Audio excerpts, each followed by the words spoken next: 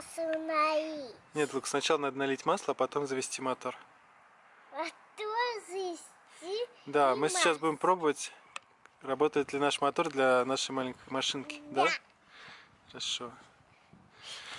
Завести мотор. Нужно сначала открыть мотор, налить в него масло, а потом налить в него бензин. Бензин. Где бензин? И попробовать его завести, посмотреть, как он будет работать. Да. Вот он наш мотор. Тяжело отсюда? Не очень. Не очень. Сильно тяжело.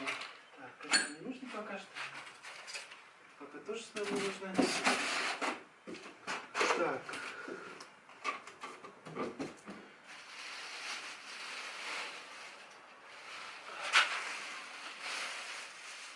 Какой у нас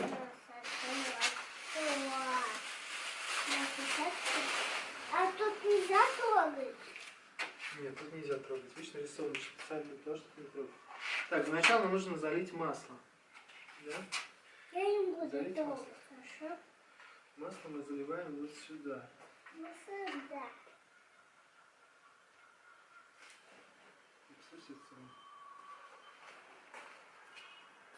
Бензин льется тут.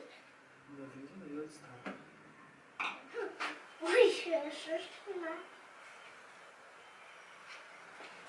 Ну что, давай немножко зальем масло и посмотрим, сколько будет масла у нас тут.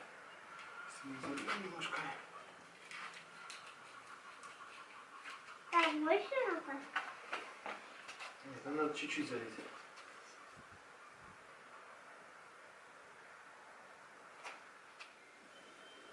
Дай больше. Больше. Все уйдут. Ну, мотор. Мотор любит масло? Да. А тут бензин. Тут заправка. Видишь? Рисована заправка. Посмотрим, у нас есть бензин. Бензин там есть? Бензин. Должен быть? Давай посмотрим. Надо чуть-чуть залить, чтобы... Ходи. Чтобы...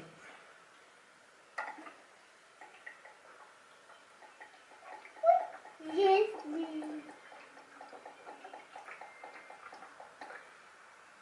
Все. Сейчас. Еще чуть-чуть.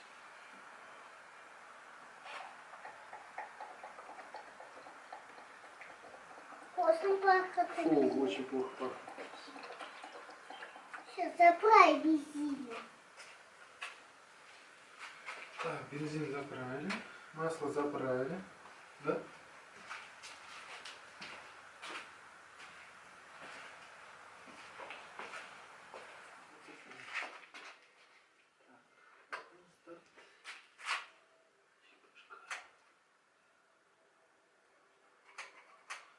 Ну что, Лукс, ты готов?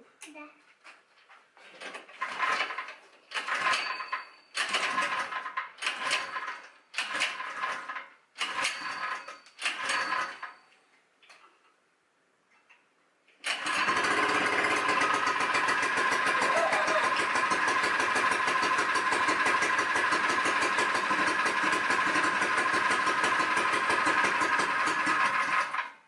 Ну как?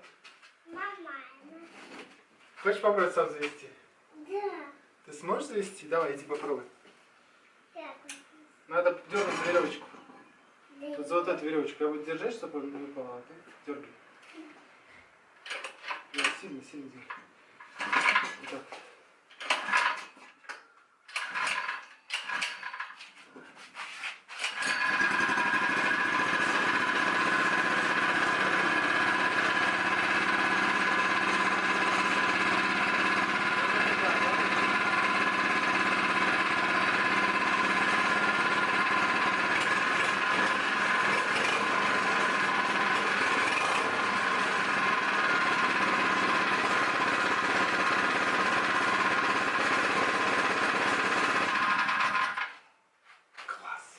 Так. Все. Все? Один мотор и залили бензин и масло. А потом что? мотор завести, еще бензин заправить, еще масло. Сначала масло, потом бензин, потом завели. Да? Завели, потом Куда мы поставим этот мотор? масло, Куда поставим мотор? коробки. Нет, не в коробку. Мы его поставим на машинку. И будем ездить на машинке. А у нас готова машинка? Машинка еще не совсем готова. Она в процессе. Ее еще надо делать. Но мы к лету сделаем. Да, Лукас? Да. Мы снова возвращаемся к нашему карту спустя неделю. Сейчас мы находимся в подвале нашего дома. Место, где мы делаем всякие штуки во время того, когда холодно на улице или в гараже. Я рассказал, что у нас есть детали, которые мы купили для карты. Расскажу, что у нас уже куплено, что у нас есть, что мы приобрели. В принципе, детали были очень недорогие, все это очень бюджетно получилось. Значит, мотор я показываю, мы делали обзор по поводу мотора с Лукасом. К мотору мы купили вот такое вот сцепление. Это называется центробежное, по-моему, сцепление. В общем, смысл в том, что оно на малых оборотах не передает вращение на колеса. А когда обороты мотора растут, то пружинки там разжимаются, сцепление блокируется и тяга передается на колеса. Вот, значит, сцепление мы купили. Сцепление было не очень дорогое, долларов 15, наверное.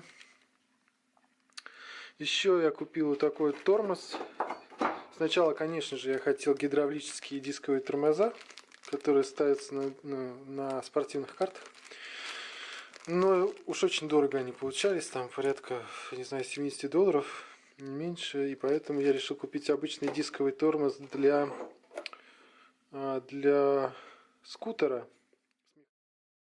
Шестеренка, главная шестеренка была в комплекте вот с тем старым картам, которые мы купили.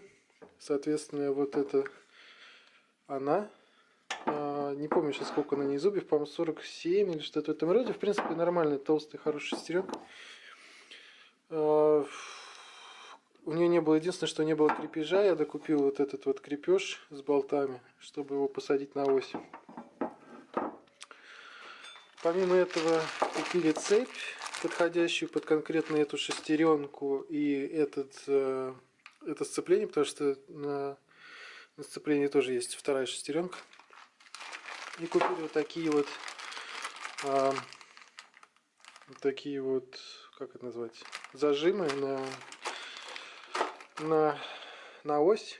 В принципе-то они достаточно такие не очень дорогие, их много, они вроде бы металлические, я еще не пробовал, но смысл в том, что я их купил для того, чтобы всегда можно было, если что-то нужно, приварить к ним, потому что, допустим, диск, тормозной диск, он не имеет тоже крепежа на ось, потому что это диск от скутера, как я говорил, то есть он крепился прямо на колесо.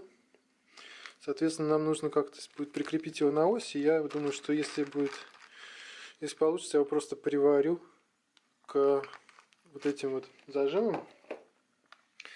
Либо, если это окажется не металлические зажимы, то я просто прикручу болтами. То, что я в прошлые выходные все пилил, я спилил рулевую такую вот. Она была гораздо длиннее, как вы помните, я говорил, что наш биркрейт будет гораздо короче. То есть мы отпилили такой кусок примерно, сейчас мы его приварим обратно. Вот такой ширины будет передняя подвеска. Сюда встанут передние колеса. И здесь мы приварим рулевую тягу потом. И вот сюда приварится рама.